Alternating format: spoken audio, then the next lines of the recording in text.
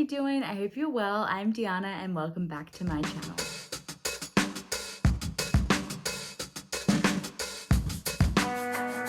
Today I'm going to be sharing with you some of my favorite Rockstar romances. I am a massive music nerd, a music fanatic. Going to gigs and seeing live music, seeing bands perform, listening to music is one of my all-time favorite things. In fact, I studied music as one of my degrees, so it's no surprise that I enjoy music in books. I have 7-ish recommendations here. A few of them are series, but I'm going to group them together because why not?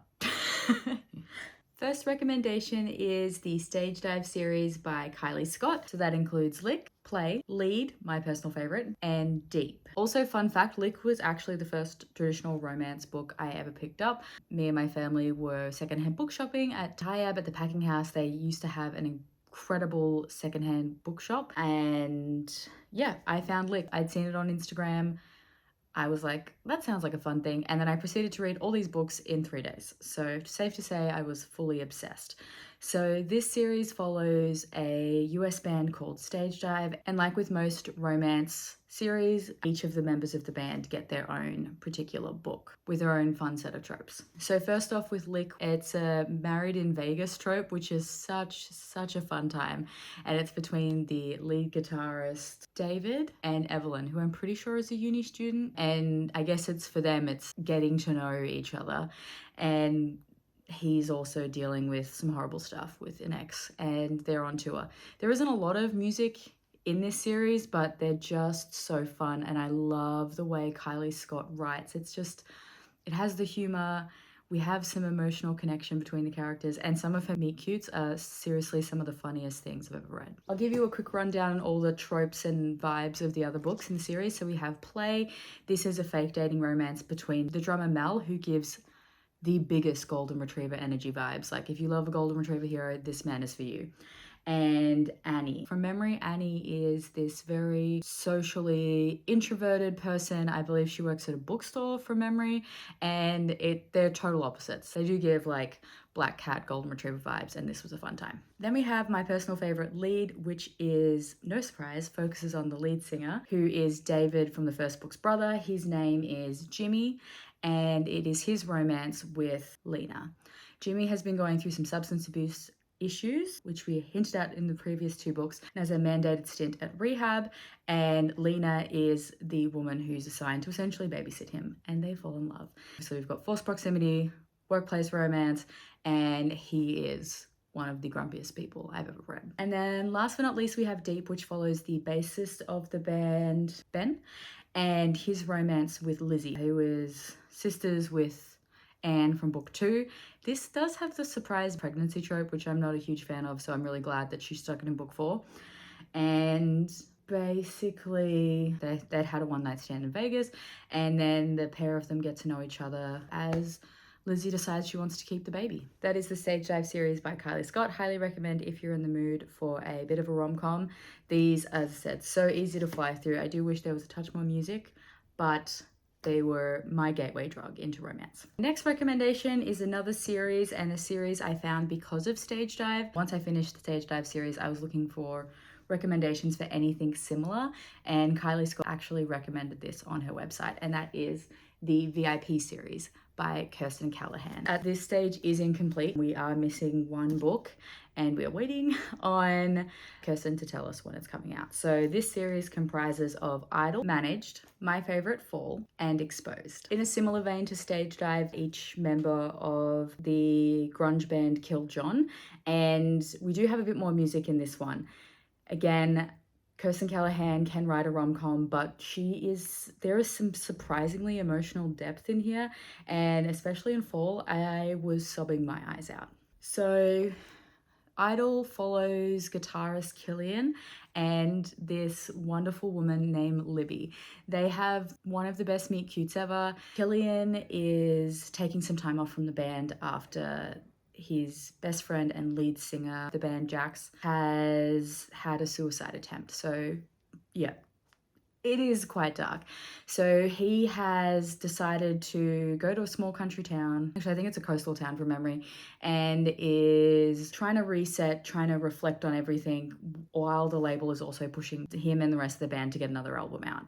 And he meets Libby. Libby is an incredibly talented musician who, due to her own social anxiety and fear, has kind of hermited herself, and she is working as a freelance graphic designer, I'm pretty sure.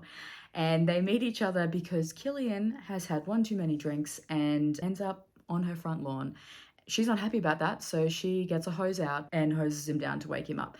And absolutely love that. And Killian wakes up and sobers up. She makes him breakfast and they have a massive chat about music. You can tell the pair of them are just obsessed, and music is exactly what pushes them through the day. And Killian is in love with Libby's voice. That's right, her name's Liberty Bell. I remember that. That's the best name of a romance heroine I've ever heard. And he takes her on tour with him. She sings a couple of songs. I think he needs her there as well because he hasn't really seen Jax since the whole suicide attempt. And she kind of comes along as a safety net, but also manages to land herself her own record deal, and it is their romance. Manage is next. This one isn't really a Rockstar romance, but I'm just going to quickly mention it because I'm a completionist when it comes to series. So this one actually follows the manager of the band, Gabriel Scott, and his romance with Sophie, who is hired to be the band's new social media manager. We have plus size rep in here. We have enemies to lovers because at the time Gabrielle thinks that Sophie's one of the journalists who leaked Jax's suicide attempt to the media. And as I said, not a Rockstar romance, but they meet each other while on tour and they are absolutely wonderful. Highly, highly recommend. If you're going to read the series, this one you must read. No one's surprised, Fall is my favorite one in the series. This is Jax's story. So similar to Lead, he is at home kind of dealing with his thoughts and feelings about music. He's been feeling a bit disconnected and they've just come off a couple of shows and he's just kind of trying to figure out his own feelings about everything, which is scary as hell.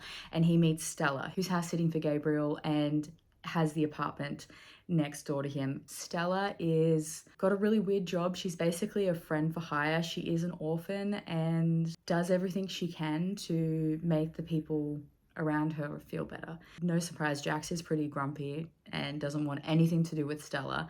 And I just love the way that she's able to open him up out of his shell. It's set in New York. I love a city setting. And the pair of them slowly get to know each other. She pulls him out of his shell, pulls him out of the house. They go to her favorite spots around the city. He reconnects with music as he catches these buskers playing his songs and he jams with them. And the way he's able to show Stella that she matters too and that she doesn't just have to be the person there for everyone and she deserves to have people there for her, honestly was absolutely sweet. It's actually, just talking about it makes me want to pick it up right away. And last but not least, the most recent book in this series, we have Exposed. Now this follows Brenna, who is Killian from the first book's cousin, and the bass player Rye. Rye and Brenna had a thing for each other when the band first started. We've kind of got like a pseudo best friend's little sister kind of trope, and he kind of played it off that he wasn't interested in Brenna because he didn't want anything to happen with the band. He was like relatively new to the band. It is years later, she absolutely cannot stand the man and thinks he's there to just ruin her life because after overhearing a conversation, her perception is that Rye thinks that she is just a child, basically. And we find out that Rye has been super hardcore in love with her this entire time. He just thinks they have some bantering, some fun times, but you know, they will eventually get together, where she is very much like, has some very deep-seated rage towards this man. So basically relationship dynamic is they agree to have a friends with benefits situation because Brenna has been basically overworked and dating scene's not going too well, and then he uses that time to kind of convince her that they should be more. So yes, this was a great addition to the series, and definitely if you love a man who falls first and falls hard, Rye is the man for you. Most of these are series, actually, looking at them. There are 2 that are standalones, but I guess that's pretty common when it comes to romance books. So let's continue just having a look at the books, and a lot of them are quite dark and emotional and angsty, and maybe that says a lot about me as a reader. So we'll pick the tone up a little bit. And next recommendation I have for you is What Happens on Tour by Lucy Fur. Lucy is an Australian author, and this book follows the, what should I say? What to say about this book? This book follows the adventures of Aussie hip hop band Abandoned Bygone, and the banter, the humor, there's a lot of steam in this book as well, is just incredible. I love the way that Lucy has been able to kind of capture that Aussie humor and Aussie banter. The boys in this band, I grew up with these boys. I know these boys. They feel so real to me. Chester, I'm pretty sure I went to uni with him. So this follows Abandoned Bygone, and in particular the lead singer Brax and his romance with Charlie. So Charlie is the photographer at their label Ozhop Studios, and Abandoned Bygone have got their next album coming out. There's a lot of hype about it. So before the album launches and they're expected to go overseas for tour, they're actually go on a regional tour around Australia, which is just incredible. And something happens, I can't remember if it's poor planning or someone pulled out, but Charlie ends up being roped on going on tour with them to handle their socials and take photos and all that jazz. Charlie and Brax have known each other for a long time. When both of them first came to the city, and Brax was auditioning to get a label spot, she was interviewing to get her spot at the studio, and they've very much put each other in the friend zone, I guess, because they are that safe person for each other. But finally, now that they've gone on tour and they're out of their kind of everyday setting, Brax decides to put the cards on the table and take a chance with Charlie. And yeah, if you like a friends to lovers romance, if you love banter, and the found family in here is impeccable. We also have a pretty tragic storyline when it comes to Charlie and the treatment she gets from her father, and there's kind of hints at grooming and stuff like that. So just trigger warnings. I did say lighter tone, but trust me, this is a lighter tone. And we basically, follow these boys on tour. While the main focus is Brax and Charlie, we do find the other boys in the band do get their romances as well, and we get some chapters from them. Highly, highly recommend. And, I just love all the Australian slang, the banter, the found family. It's so much fun. Since I mentioned Lucy, these two authors are forever linked in my mind, and I love and adore the pair of them. So next up, to no one's surprise, if you've been on my Instagram or TikTok for any amount of time, I'm going to recommend to you the Burn to Rise series by L.A. Cannon. Now, this series has angst, is very emotional, and is quite dark. So this series comprises of Behind the Lights, Beyond the Lights, and Of Chords and Dreams. So the first two books in this series follow Leah and Soren's story. So Leah is the lead singer of this up-and-coming German metal band called Buried Alive. They tour a lot. They've had an album or so out, but they are all still working jobs. So Leah, other source of income is that she makes and restores guitars. And she is also dealing with the outcome of a very abusive relationship, which has at one stage did stop her from exploring music. She was very much isolated from her family, isolated in a different city, but thankfully her ex is in jail and she's back at home with her family. So we then have Soren, who is the lead singer of a more prominent and more established Norwegian metal band. In my head, they gave me Avenged Sevenfold vibes, just in the terms of that kind of big established band, but I don't think they sound like that. I'm sure LA will tell me otherwise. And he's in a different spot in his life. Their contract is up with their label and they're trying to renegotiate because they were young and dumb when they signed up and they didn't get the best deal, which is unfortunately not an uncommon story we hear with musicians when they're being signed at like 17, 18. And he is recovering from substance abuse. So this pair meet each other when Soren buys one of Leah's guitars. Leah definitely has like zero social media presence on her personal account because she doesn't want to be noticed and all that jazz. And then their romance ensues. So basically This takes place on the Burn to Rise tour, so Dark Omens is already like headlining the tour, but Buried Alive work on these series of like Battle of the Band competitions and end up being one of the 2 finalists who get to go on this tour, which gives me like Major Warp Tour meets Download vibes, and I really want it to be a real thing.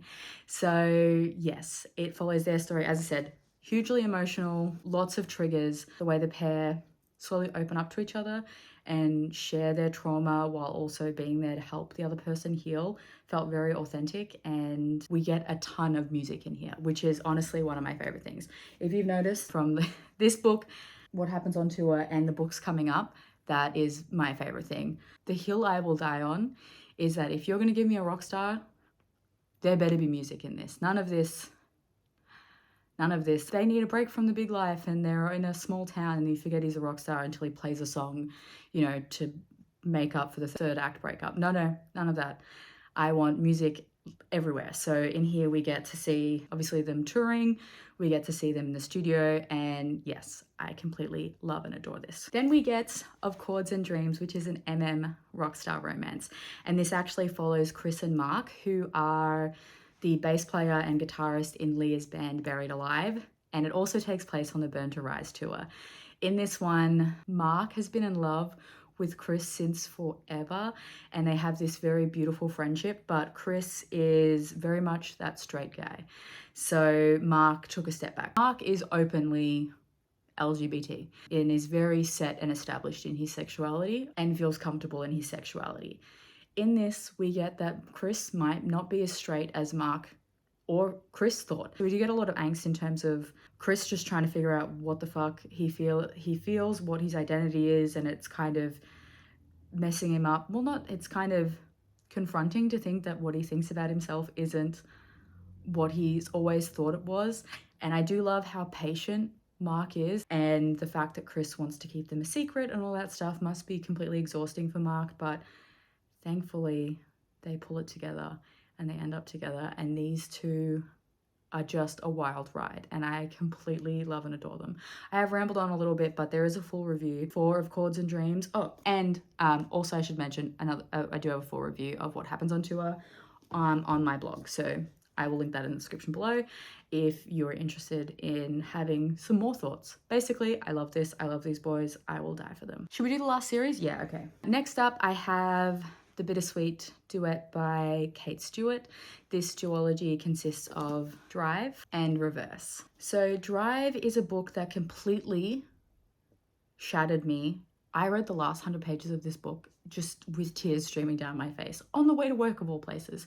I pretended I had hay fever when confronted by people catching you crying. So the Drive is a emotional, hence the crying, love triangle romance. And I thought I wasn't for love triangles, but when a love triangle is done right, it breaks me. Maybe I'll do a love triangle recommendation.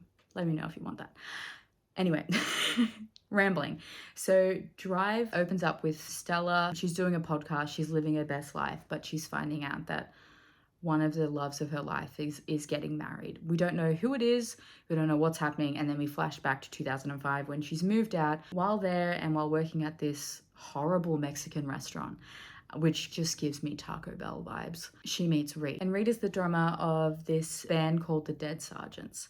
They are very much in their infancy at this stage. They are very big in Dallas, have done a lot of tours like around the state, but haven't made it big yet or anything. They're still obviously working shitty fast food jobs. And their relationship is not the greatest. I mean, they have this kind of young love thing, but Reed is definitely determined to push Stella away, push the band away because of his family issues, and he has to go and support his family. So, and that's relationship number 1.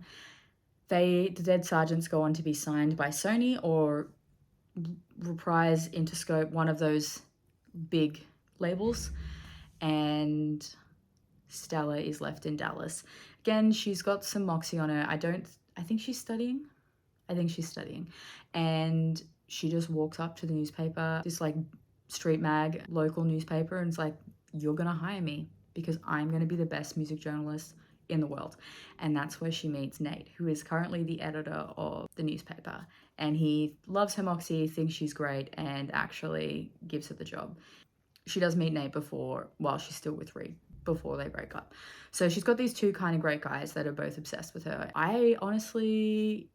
I'm pretty happy with who she chose, but there were points in the time where I think either guy deserved her.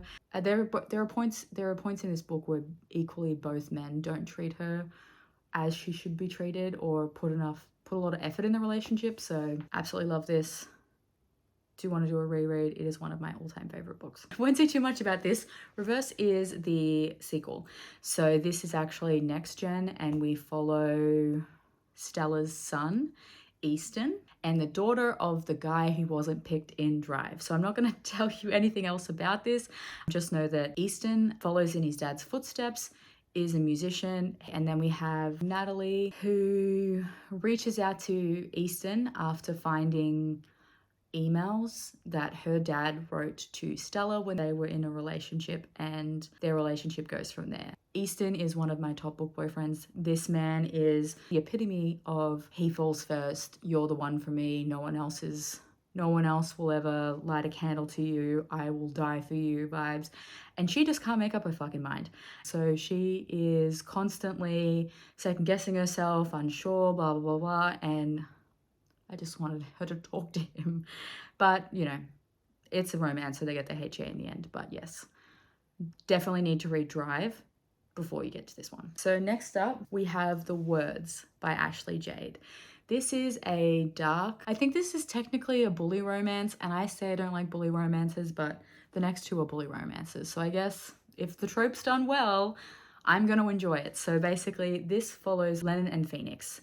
The pair meet in high school, I believe in their senior year, when Lennox has been asked by their teacher to tutor Phoenix in English because without tutoring, he is going to fail and he's not going to be able to graduate. And Phoenix needs to be able to graduate because he needs to get out of town, he needs to get away from his abusive dad, and him and his best friend have plans to hit LA and they're going to become rock stars. God damn it. So the start of this book is, they're not really enemies. Phoenix is your classic bad boy, and Lennon is your plus size girl who's a bit of a nerd, so super relatable to me, and she offers to tutor him. They actually form this kind of beautiful friendship, even with the drummer friend as well. And then Phoenix and Lennon become lovers, and then Phoenix does possibly one of the shittiest things I think a human being could do to another human being, but it means that he gets signed. Basically, he's heard that there's a record label exec in the crowd. He doesn't want to just play covers, so he steals Lennon's song and claims it as his own. So him and his best mate head off to LA, stars in the sky, and off they go. Before he does that, he then pretends to sleep with someone else. In fact, the woman who's been bullying Lennon for like the last 4 years of high school. So she doesn't actually see the event happening. Yeah, so they break up, understandably so. And this is actually a couple of years later. The band, Sharp Objects, are pretty much living the rock and roll lifestyle to its fullest, and they're about to implode. In fact, they've already lost a band member to, it's either a drug overdose or drug driving, I can't remember. And the rest of the band are holding on pretty thin. The label has decided that Phoenix needs to cut down on the drugs and booze before he goes on stage because they want him to survive the rest of his contract. And they are trying to hire him like a minder. However, he keeps sleeping with them, so they're not working out very well. And then our good mate, the drummer, whose name I really can't remember, Storm. And then Storm, the drummer, our best mate from high school, recommends that the label hires Lennon because, I mean, he knows that Lennon hates Phoenix's guts, so there's a good chance that she's not going to sleep with him. Unfortunately, at this stage, Lennon had hoped to become a songwriter in the footsteps of her father. She had to leave college early because her dad has got some form of dementia. I can't remember if it's Alzheimer's or it's just dementia. So she's come home to take care of him and working a bit of a shitty job. So she can't really pass up the opportunity to babysit Phoenix for 6 weeks on tour because the label are going to throw money at her, and romance ensues from here. I loved watching Lennon's character development. We see her in high school. I mean, high school's already the most uncomfortable place in the entire world. And she's already uncomfortable in her body because she's plus size. She's not regular beauty standard. But I love when we get to see Lennon when she's in her early 20s. She is so confident in her body. She is so proud of her curves. And Phoenix absolutely loves her for that. The man grovels, and the man grovels well. I flew through this. This is a massive book, right? In fact, I would say I wish it was longer. The ending is a bit abrupt, and I wish we got just a little bit more in the end. But yes, highly recommend if you're in the mood for a bully romance, a friends to enemies to lovers romance with great plus size rep, a lot of music, and again, quite emotional because we're dealing with a number of heavy topics. This one is for you. And I also just am obsessed with this cover. This is exactly, I mean, he's the man on the cover, but I picture Phoenix to look exactly like this. Last but not least, we have Lilac by B.B. Reed. So again, if you're in the mood for a dark, I would say this is dark, a dark bully rockstar romance, this one is for you. We also have the added bonuses of it being a why choose. So similar story to The Words, Bound, the band in this book, is basically imploding. We have a dead guitarist, apparently that's a theme, and they are basically doing all they can to get out of this crappy contract they signed as 17-year-olds, but the label keeps pushing the goalposts back and also increasing the amount of money that they need to make back before they can get out of the contract. So we don't really have a great relationship in the core of the band. Houston, Lauren, and Jericho are the three members who founded the band. The guitarist who passed away was he was added and hired in by the label. So they're not going through a good time either in their friendship. And basically, they've been told quite abruptly and also insensitively by their label that they need to get their asses back touring because having leave to deal with a dead friend, not good enough, basically. You're wasting money. So they are off on their last tour, which they don't want to do. And they are told by the label that under no circumstances can they choose who the replacement guitarist is. And they hire Braxton. She is badass. So she has come from a very conservative Christian family and is living in LA. She's busting her ass off, working cover gigs, working session gigs, doing her own thing to get her foot in the industry. So she is hired by the label to be the guitarist for Bound. The way I tell you that the band are pissed about this, just off the bat, they didn't even know this woman. She just represents the label to them, so they are unbelievably pissed. And the way they treat her is absolute garbage. So they basically throw her through the ringer of making her learn all their songs and the set list in a ridiculously short amount of time. And Houston in particular, the lead singer, who originally was the guitarist when they first formed, has some pretty tricky guitar lines, and the way he hounds her to make sure she doesn't stuff it up is pretty intense. And then we follow them on tour. Her budding relationships with the three guys does cause some extra tension between them. However, towards the middle and the end, they agree that, hey, maybe we should try the sharing thing, and if we all really like her, be a relationship together. This is a why choose that doesn't have sword cross, so she is with all three guys, but they are not with each other. They do some excellent groveling because they fuck up a lot in here, and I appreciate that. I really love how they make her a part of the band and what they decide to do with the band moving forward and past leaving the label. There is some wild steamy scenes. That final scene at the altar, wow, was not expecting that. I'm obsessed with this. I haven't actually read any more BB Reed. I picked this one up purely because it was a Rockstar, because that is, if you want me to buy your book, if you say it's a Rockstar, I probably am going to buy it.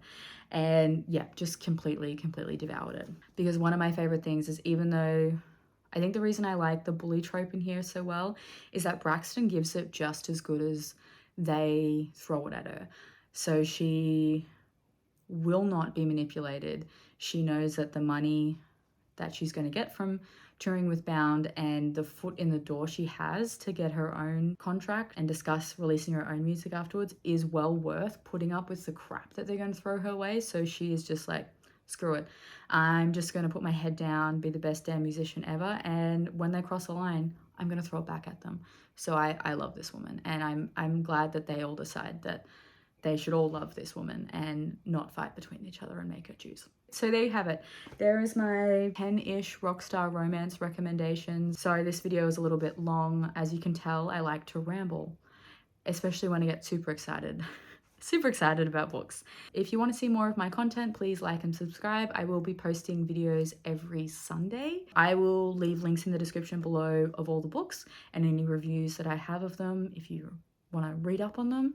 Again, highly recommend picking up any of these. I'll also leave a link to my social media channels below if you want to follow me, chat to me on any other corner of the internet. Please leave your Rockstar recommendations. I can always use more in my life, even if my bank account disagrees with that. Or you can leave the guitar emoji or a microphone emoji. Whichever music emoji sparks joy for you. Anyway, that is all from me today, guys. I hope you're doing all kinds of well, and I will speak to you soon. See ya!